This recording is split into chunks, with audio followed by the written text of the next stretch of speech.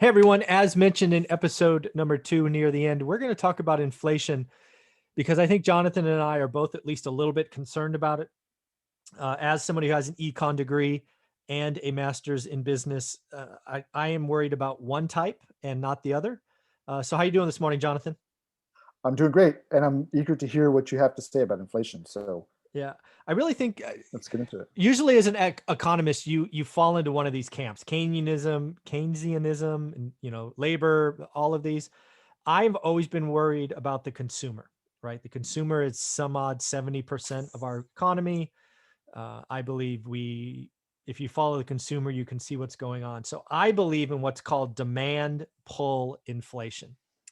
Just so we get the other one out of the way, the other one is called cost push inflation. Again, inflation is basically the rise or the decrease in purchasing power, right? The rise in prices, lower purchasing power. Cost push, just get out of the way, is basically, hey, it costs me more to do this, so I have to raise prices to maintain margin, and thus prices go up. We have not seen that in a long time. In fact, just to, in the current environment, right? Everybody has probably seen, if you're in real estate, lumber costs have gone up. And what we have seen from Pulte Homes and Lennar and all these folks is they're shrinking their margins, right? They're not passing on all of that cost. Some of that could be because they see it as a short-term blip. They've hedged it out, whatever it is. So I don't see cost push inflation being a risk going forward. However, demand pull inflation, frankly, scares me the more I think about it. And the reason I'm freaked out about it is because every time I turn around, and it happened again this morning with BlackRock's CEO, Larry Fink, he manages $8.6 trillion. He said, we think the stock market's going to go up because of the record amount of cash on the sidelines. I think this is going to be a debate, because what Larry is basically saying is the cash on the sideline is afraid, and when people feel better, they're going to buy investments. They're going to buy stocks. I'm like, I don't think so. Maybe at the margin. People seem to be fully invested now. Have you not looked at the S&P and the Dow, buddy? What I think is going to happen is we are going to go out and buy a lot of experiences. I mean, back in April or May, I talked about China buying luxury goods because they felt like they deserved it. They sacrificed for being locked up for 90 days or whatever it was, locked down for 90 days. So my suspicion is we are going to buy experiences. We are going to travel. We are going to spend that money like drunken sailors. And if that happens, that it's kind of like when the soldiers came back from World War II, right? We had this flood of capital, the GI Bill, all of these things, and we weren't ready. The supply wasn't there. And thus prices went up. So that concerns me. And if that happens, it will be impossible for the Fed or Treasury or government to hide, because we will be seeing it in front of us. And then the Fed will have to react earlier than 2023. I think it's a joke that the Fed says they're not going to raise rates until 2023. But that's what I'm concerned about. I'm concerned about demand pull inflation, because we are going to spend like consumers always do.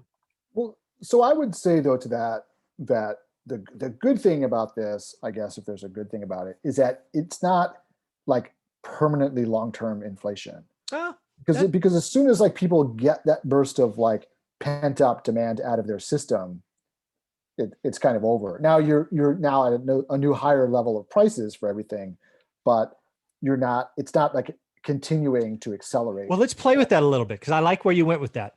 I did not think that, but I think it's going to be a little bit more circular or repetitive than you think, because again, what else do we have besides record cash?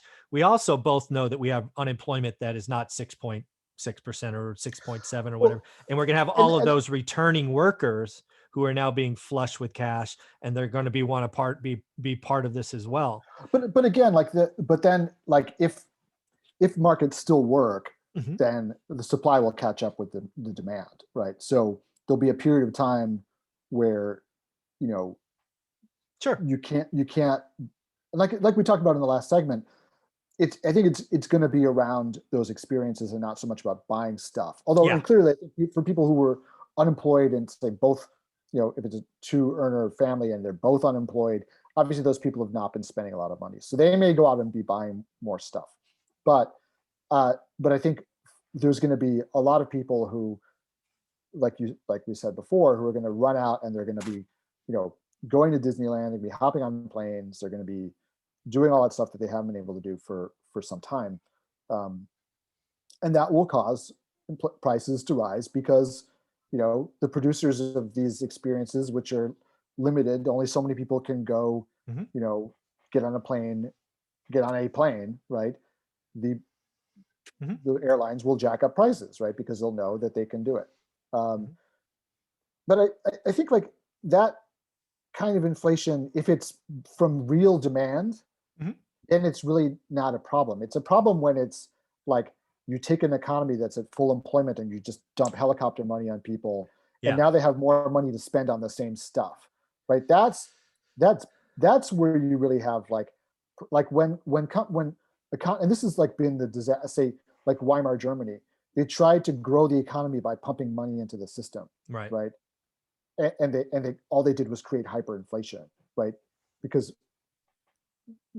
that's not the situation that I think we're talking about right now, where people have been. It's more like it's pent up demand, right? Sure. Which is a good thing, right? That kind of gets economies. That's what kickstarted the recovery after World War II. Oh, for sure. Finally got us out of the Depression, right? Was like, people once the war started, we had full employment overnight, but people couldn't spend their money on anything. So because everything was going into the war effort. So then they had all these savings, and when it all ended, then they were able to run out and buy washing machines. But it took time for all the factories to retool from war production to consumer goods. So there was high inflation for a while, but it all caught up, and then we went back to low inflation. So I'm not as worried about that kind of consumer inflation, honestly, as you are, especially because I think that the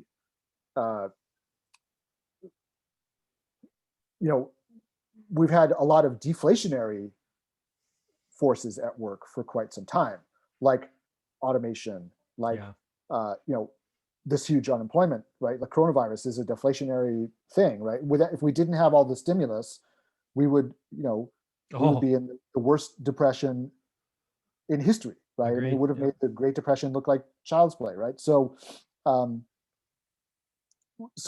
there's been all that money pumped into the system as a counter deflationary force, right? Which I think is blunted by the deflation. So I'm not as concerned about that kind of stuff, like consumer goods. Like I think that'll sort of work itself out because the supply will catch up. Everybody will go out to the rest. There'll be people who will eat out every night for a month. Yeah. And then they'll be like, oh my God, I feel like shit. Yeah. And I'm gonna I gotta go and eat healthy at home for a while. Right. So I think there'll be that spike. And it's great. That'll get people working again. That'll draw people back into the economy. And yes, there may be some inflation, but I'm not really worried about that. I continue more to be worried about what happens when you take, you give billions of dollars to billionaires to go spend on more assets, right? Yeah. That's what we've been seeing. And it means that asset prices, if you've got the assets, you're happy. If you don't have them, it makes that kind of wealth creation avenue very difficult for people to access, and just exacerbates, the inequality. Yeah, and the wealth gap gets bigger. Yeah. Yeah, and we're not even just talking about the wealth gap between the rich, the very rich and the very poor. I'm talking about the wealth gap between the very rich and the middle class, or even the affluent or the upper middle class. Agreed. Where you have. And I think, frankly, a lot of the political moment that we're in, where people are so angry, isn't just about the working class losing ground. It's everybody losing ground to the super wealthy because of government policy, right? Agreed. So, and there's a lot of anxiety and fear and angst and anger about that. So. And that's what happens. Just dump all this money. That's why when we were talking in the previous segment about how I would do, if we have another pandemic, how I would address it differently. I would not address it by handing over billions to people who already have billions and don't need the billions, right? Totally agree. So, yeah, I am curious in this segment. The other thing I don't recall a time, and I didn't actually go back and look, but I don't recall a time where the US, at least in my lifetime, which started in the 70s, has had a GDP growth for the year of north of 6%. I don't recall a time. I haven't looked, but I don't recall one. I think we're going to be north of 6% in 2021. But I mean, we may well be, but it's just like you've said many times before, like Yeah, when you're building off a low base, agreed. it's easier to grow fast. But I do. I mean, I think, look, you shut down the economy, you have, and then you turn the spigot back on again. Yeah, Like just it's gonna grow fast, right? Like, yeah, no, and that's a good thing. there's- I think we need to grow fast. I think we need to grow. It would be sad and unfortunate if after all this, I don't know what you want to call it, stimulus, life support investing, whatever you want to call it, if we only grew at 2 or 3%. That would be sad. We need that rush to bring we people back. do. But I do think also, I mean, one of the things that we've talked about it in the past, we haven't talked about it today, is the fact that all of those businesses that have gone out of business over the last year, right? They're not just going to spring back into action overnight, right? Like we talked before about the New York City restaurants that have just mothballed themselves. Like those, I think that's probably a pretty good strategy, because they're saying, okay, we've got the cash reserves just to ride it out for a couple months. So we're not going to go out of business. Then we can just start up again. Like all we got to do is basically come back into the restaurant, clean everything, give it a good cleaning, and then we're ready to go. But if for all the businesses that went out of business, it's not easy to start up a business again from scratch, right? Agreed. So that's going to take time, and to get all those people rehired for the businesses that are gone is going to take time. So for the businesses that have set themselves up just to restart, that's different. But the businesses that have disappeared completely, that's a lot of people that need to find completely new jobs or start completely new businesses. And so it could take a while to reabsorb all those workers again. Yeah, and again, I think I stand by the fact that I think Q2 is better than Q1, Q3 is better than Q2. I think that's just I think we're gonna. I think 2021 is going to be the year of feeling better, right? If the year of 2020 was feeling worse and worse, 21's feeling better, and I'm excited by what's coming. Well, I sure hope so. I mean, I think there has been. I mean, there's a lot of reasons to feel optimistic, but we're not out of the woods. No, yet. absolutely. So, Well, thank you very much, Jonathan. Always fun talking to you, buddy. You too. Take care, Mike. Yep.